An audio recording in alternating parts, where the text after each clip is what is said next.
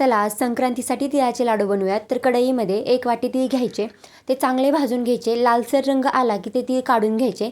त्याच वाटीने अर्धी वाटी शेंगदाणे घ्यायचे, तेही चांगले भाजून घ्यायचे. आता हे दोन्ही थंड होऊ द्यायचे. हे दोन्ही थंड झाले की मिक्सरच्या भांड्यामध्ये तीळ आणि शेंगदाणे दोन्हीही ओबडधोबड बारीक करून घ्यायचे. तर एकदम बारीक करायचं नाही, थोडंसं ओबडधोबडच हे बारीक झालं पाहिजे. हे दोन्ही एका प्लेटमध्ये काढून घ्यायचे, ते मिक्सअप करून घ्यायचं. त्यानंतर कढईमध्ये 2 चमचे तूप घालायचं व ज्या वाटीने आपण तीळ घेतलेले आहे त्याच वाटीने 1 वाटी गूळ घ्यायचा. गूळ चांगला मेल्ट करून घ्यायचा. एक 5 मिनिटात तो चांगला वितळतो. पाणी वगैरे टाकण्याचीही आवश्यकता लागत नाही. हे बघा, गूळ आता चांगला वितळलेला आहे. आता याच्यामध्ये आपण जे तयार केलेलं तीळ आणि शेंगदाण्याचं मिश्रण आहे ते घालून घ्यायचं. व्यवस्थितपणे हे पटकन एकजीव करून घ्यायचं. ही प्रोसेस जरा फास्ट करावी लागते. आता हे मिश्रण एका प्लेटमध्ये काढून घ्यायचं.